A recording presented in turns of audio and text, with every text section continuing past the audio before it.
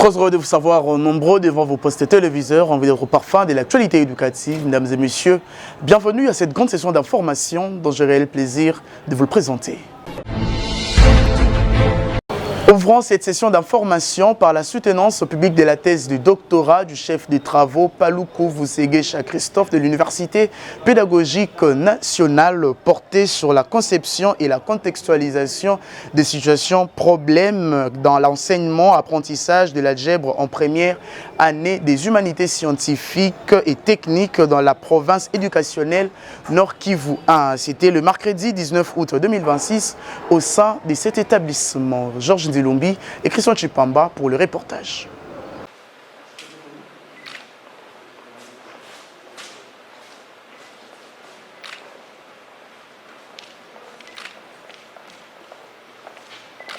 À travers sa thèse de doctorat soutenue publiquement à l'UPN sur la conception et la contextualisation des situations problèmes de l'enseignement-apprentissage de l'algèbre première année des humanités scientifiques et techniques de la province éducationnelle Nord Kivu 1, le chercheur Paluku Vusegesha Christophe a fait noter que son étude montre notamment que plusieurs apprenants éprouvent des difficultés à maîtriser les notions des bases et peinent à percevoir le lien entre l'algèbre et leur vie quotidienne. L'expérimentation menée auprès des élèves révèle toutefois une amélioration remarquable de performance avec un taux passant de 15,83% au pré-test à 75,95% au post-test. Pour l'impétrant, la contextualisation des situations problèmes permet de rendre les apprenants plus concrets, de stimuler la participation des élèves et de valoriser les transferts des connaissances dans les situations réelles. Au terme de la soutenance et après délibération du jury à huis clos, les candidats Paluku Vusegesha Christophe a obtenu la mention grande distinction.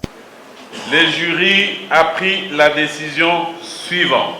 Monsieur le chef des travaux, Paluku Vusegesha Christophe a réussi à l'ensemble de l'épreuve avec la mention grande distinction.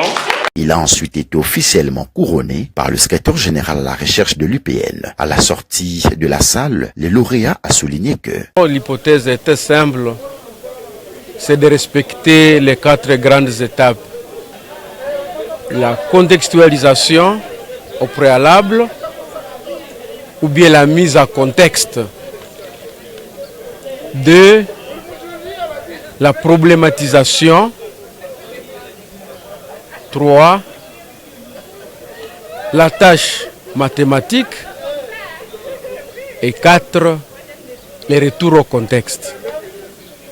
En fait, dans l'ancienne pédagogie, on aurait la situation à exploiter, on aurait la question à traiter, on aurait la résolution à fournir et l'interprétation à réaliser. Alors, un module que les enseignants des écoles, les enseignants d'algèbre dans les classes des premières années des humanités techniques et scientifiques, et voire même toutes les autres classes des premières années, parce que le programme est le même dans cette classe.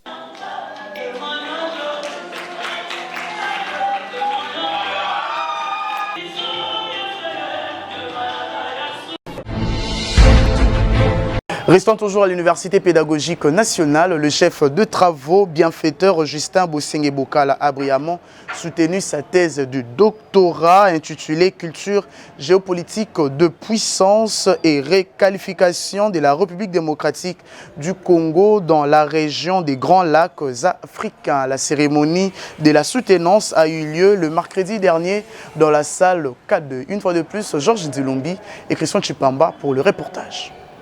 La faculté des sciences sociales, administratives et politiques de l'Université pédagogique nationale a enregistré le mercredi 19 août 2026 une nouvelle distinction académique. Le chef des travaux bienfaiteur, Justin Bosengebokala, a brillamment soutenu sa thèse de doctorat intitulée « Culture géopolitique des puissances et réqualification de la République démocratique du Congo dans la sous-région des Grands Lacs africains ».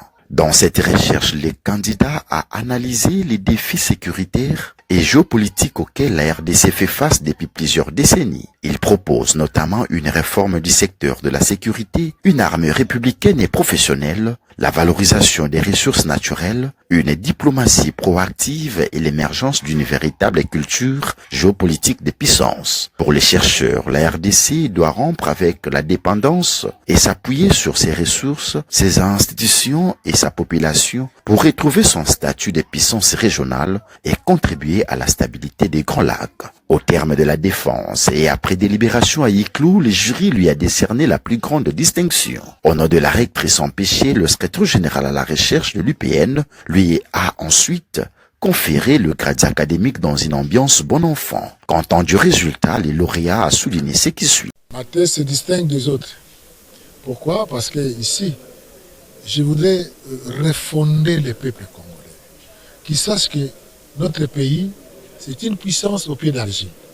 Il n'y a que nous, Congolais, avec cette géopolitique de puissance, nous pouvons requalifier ce pays et pouvoir rayonner au niveau international.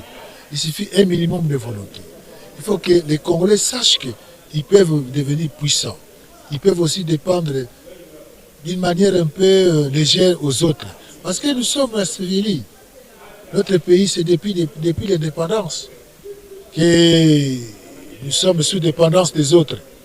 Mais c'est un grand Congo. Avec le potentiel que nous avons, nous pouvons le rendre réel et devenir un pays fort, puissant, par la volonté des Congolais eux-mêmes. On dit en français, vouloir, c'est pouvoir. Nous devons quitter l'idolâtrie du pouvoir. Nous devons quitter le clientélisme. Nous devons quitter la haine entre les Congolais. Les Congolais doivent cultiver l'esprit patriotique. Avoir le Congo dans leur cœur. Pas un pied dedans, un pied dehors. Un pied à droite. Non, non, non, non, non. Nous devons nous prendre en charge, comme avait dit Musée. Nous voulons que le Congo soit réuni et avoir un même esprit pour faire réellement de ce pays une nation. Nous devons avoir un passé commun. Nous devons avoir la culture. Nous devons avoir donc les croyances. Savoir que les Congolais peuvent faire quelque chose dans ce monde et rayonner sur la scène internationale.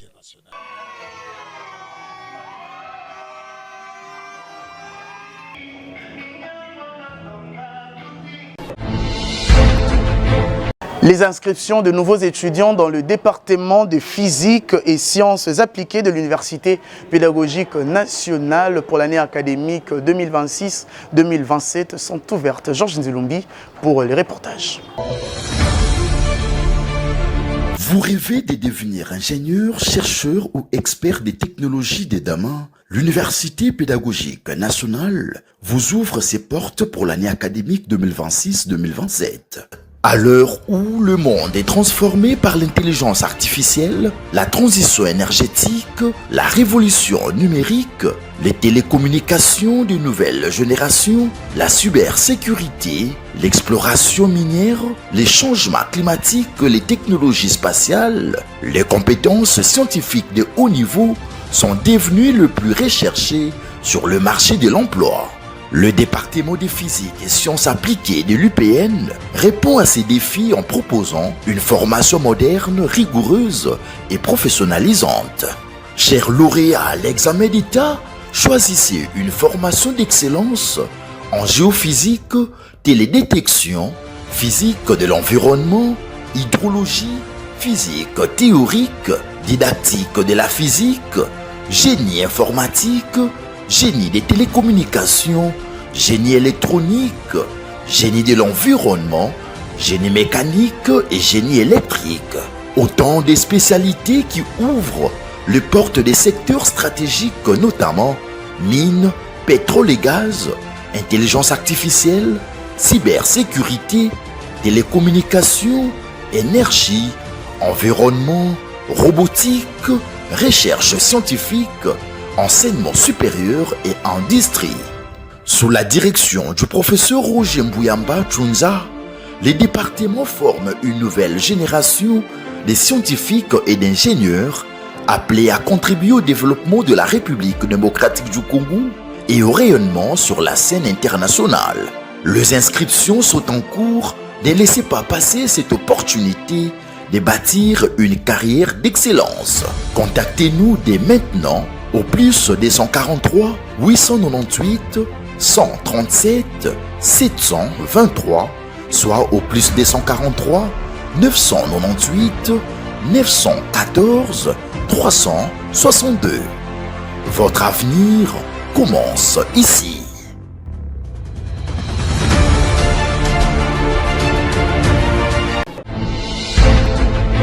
Dans le chapitre des inscriptions, l'Institut supérieur d'architecture et d'urbanisme, USAU, en sigle, continue à inscrire de nouveaux étudiants pour l'année académique 2026-2027 dans toutes les filières qu'elle organise. Suivez. Vous êtes passionné par l'architecture, l'urbanisme, le design d'espace ou la gestion de projets. Vous rêvez de recevoir des espaces innovants, fonctionnels et durables. Ne cherchez plus.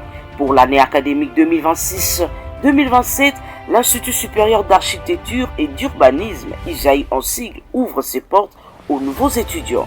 À l'ISAU, bénéficiez d'une formation de qualité adaptée au système LMD, dispensée par des enseignants-chercheurs expérimentés et passionnés, avec deux grandes sections qui vous sont proposées, architecture et urbanisme.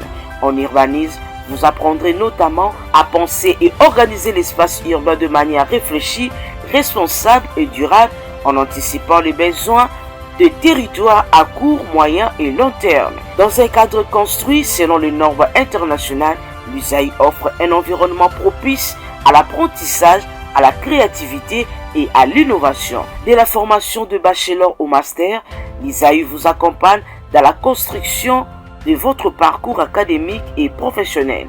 Vous avez une vision, vous avez des idées, vous voulez participer à la transformation de nos villes, alors votre avenir commence à l'ISAU avec les inscriptions pour l'année académique 2026-2027.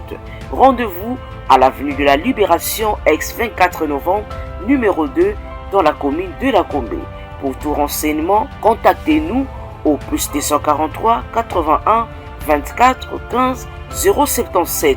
Vous pouvez également vous inscrire en ligne sur https://isau.opt.solution.net.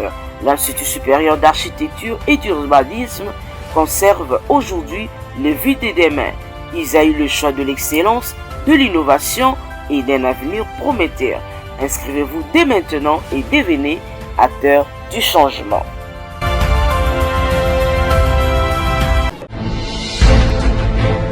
Direction l'Institut facultaire des Assemblées de Dieu du Congo pour parler de la deuxième soutenance publique de la thèse de doctorat du professeur Charles Bromen Madima Moulongo intitulée « La virginité féminine avant le mariage entre normes bibliques et réalités socio-culturelles ». Cette recherche a été menée en vue de l'obtention du grade de docteur en théologie pratique et psychologie pastorale devant un jury académique. Christian Chipamba pour le reportage.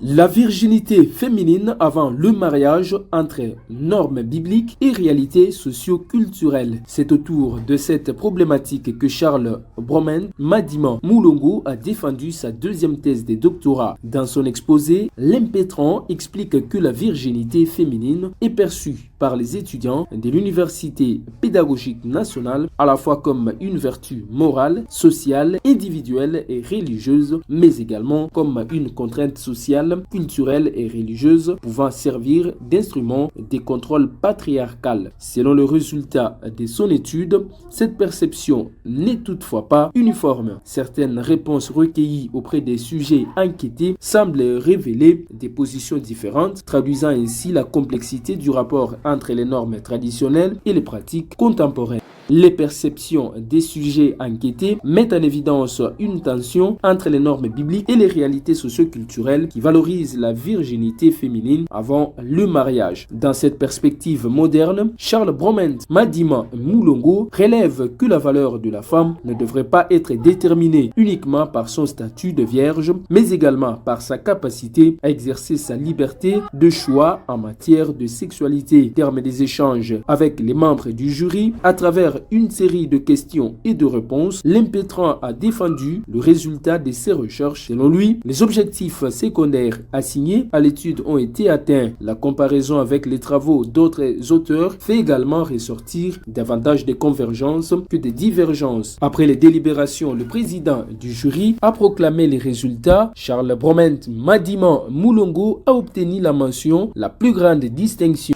Monsieur Mandima Moulongo Charles a réussi l'ensemble des épreuves avec mention la plus grande distinction.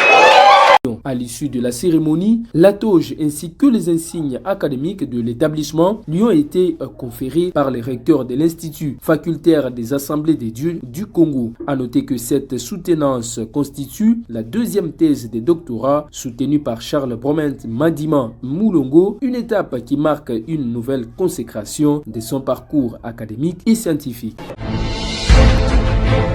De son côté, l'Institut supérieur pédagogique catholique inscrit les nouveaux étudiants dans toutes les filières qu'elle organise pour l'année académique 2026-2027. Suivez.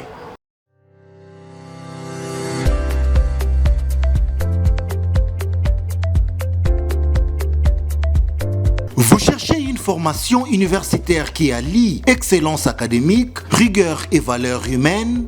L'Institut supérieur pédagogique catholique vous ouvre ses portes pour l'année académique 2026-2027. Parce que former les élites de demain exige un cadre d'exception, l'ISPC met à votre disposition des programmes d'enseignement moderne adaptés aux exigences du marché de l'emploi. Avec un corps professoral qualifié et passionné, un environnement d'apprentissage fondé sur des valeurs éthiques et chrétiennes sociales, l'ISPC dispose une salle de machine, une bibliothèque avec plus de 30 000 livres à jour et une connexion internet à haut débit pour la recherche des apprenants. Que vous visiez l'enseignement de qualité, la gestion ou l'innovation pédagogique, l'Institut supérieur pédagogique catholique inscrit dans les domaines suivants: pédagogie religieuse, psychopédagogie, pédagogie sociale, paix, médiation et gestion des conflits, consolidation de la paix sociale, sciences commerciales et administratives, gestion et administration des institutions scolaires et des formations. Vous souhaitez un avenir radieux? Rejoignez l'Institut supérieur pédagogique catholique. Pour vous qui êtes intéressés, retrouvez-nous au numéro 1 de l'avenue Biangala, dans la commune de Lemba, quartier Rigini. Référence Rond-Point Ngaba, arrêt avenue Chibangu. Contact plus 243 81 509 52 62 85 429 63 13. Hâtez-vous.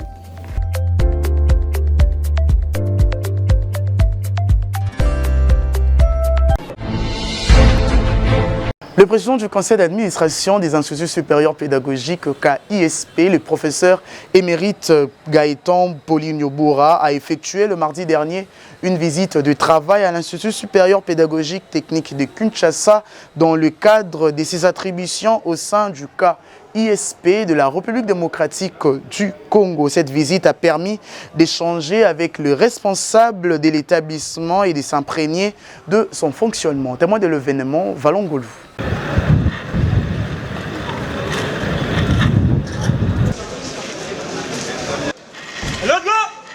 Le professeur émérite Boura Poligno Gaëtan, président du conseil d'administration des instituts supérieurs pédagogiques de la RDC KISP, a effectué une visite de travail à l'Institut supérieur pédagogique technique de Kinshasa, ISP Tekin, le mardi dernier.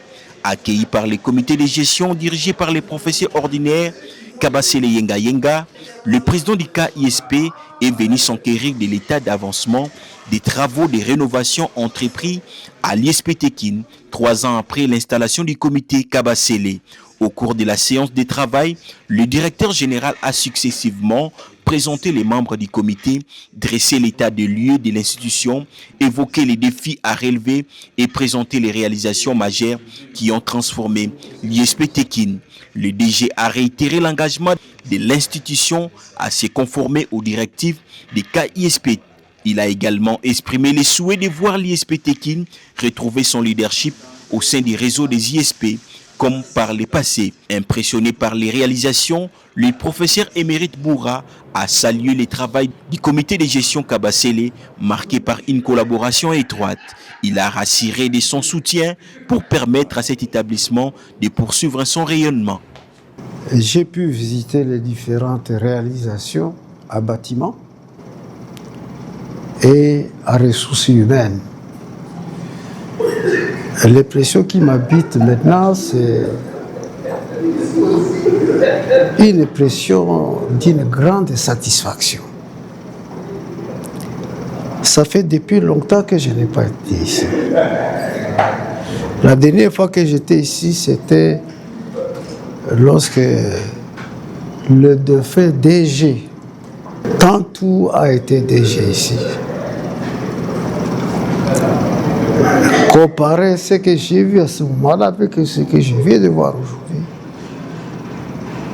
ça fait deux mondes différents. C'est-à-dire la lumière et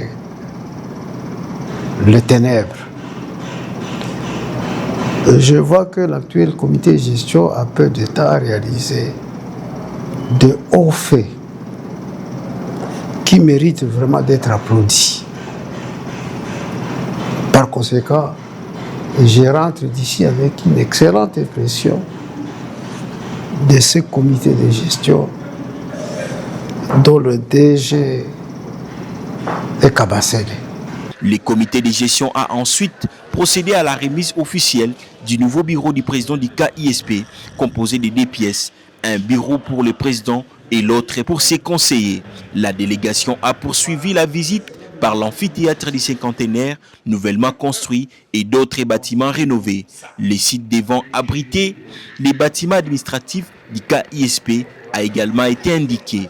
La visite s'est achevée par la visite des bureaux du secrétaire général académique, le professeur John Salomo, du secrétaire général à la recherche, Nina Mavuela, et du secrétaire général administratif, Carlos Calombo.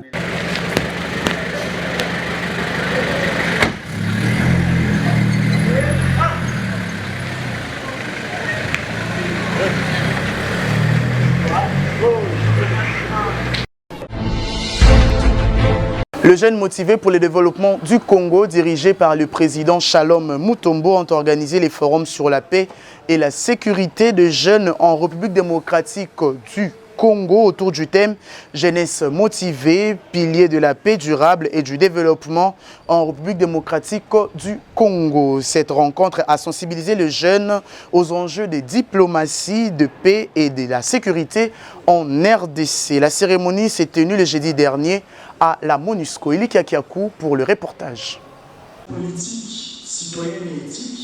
Plusieurs jeunes engagés de la République démocratique du Congo ont participé au premier forum sur la paix et la sécurité des jeunes en RDC, organisé par les jeunes motivés pour le développement du Congo, JMDC, sous la direction de son président Shalom Mutombo. Une rencontre placée sous le thème « Jeunesse motivée, pilier de la paix durable et du développement en République démocratique du Congo ». Plusieurs intervenants ont partagé leurs réflexions sur le rôle de la jeunesse dans la construction de la paix. Madame Anaël Modjo a développé les sous-thèmes consacrés à la jeunesse, aux droits humains et à la culture de paix. L'ambassadeur Rigen Cholessé, quant à lui, penché sur la coopération économique et la construction de la paix. Ce qu'ils doivent retenir certainement ce que j'ai dit à l'intérieur, je vais me répéter. La création de chaînes de valeur viendra par des compétences réelles, pas la vente des rêves ni encore des illusions.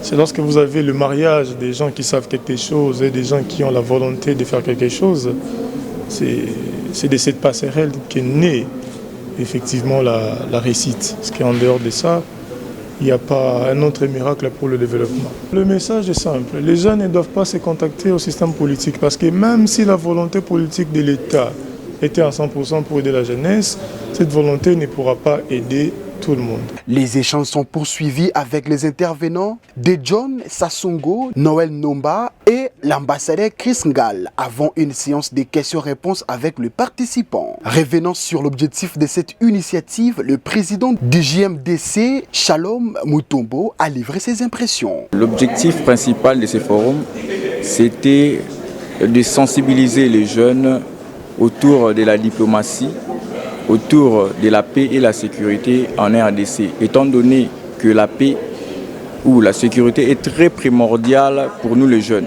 Mon dernier mot est que la jeunesse congolaise soit mobilisée, disons non à la balkanisation, étant donné que notre pays, c'est d'abord le sang qui coule. Donc soyons patriotes engagés. La rencontre s'est clôturée par une photo des familles réunissant organisateurs, intervenants et participants autour de l'engagement de la jeunesse en faveur de la paix et du développement de la République démocratique du Congo.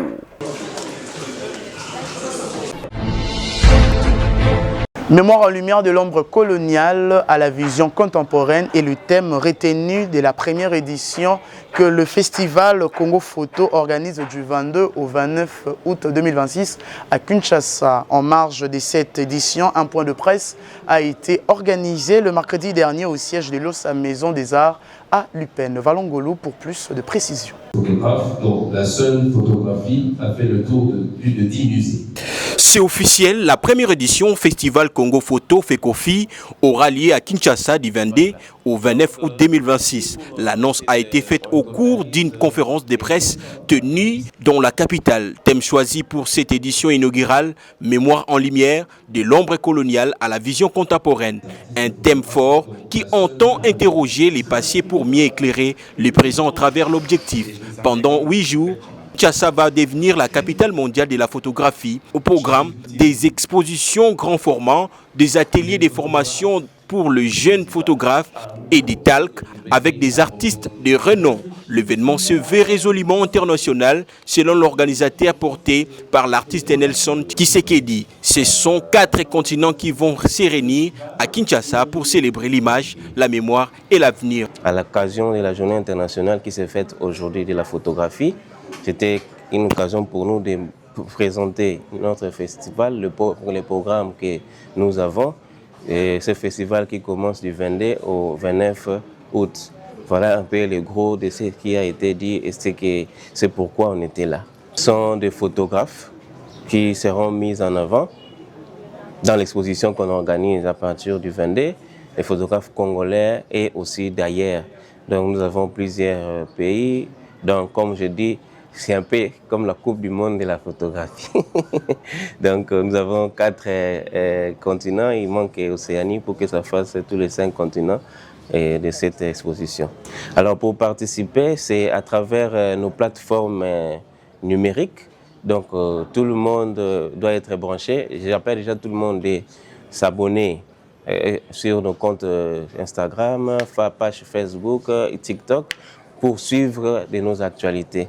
Mais aussi, nous avons un compte, une adresse email, fecofikinshasa@com, où les gens peuvent nous écrire. Rendez-vous est donc pris du 22 au 29 août pour voir Kinshasa en lumière à l'OSA Maison des Arts à Lipen.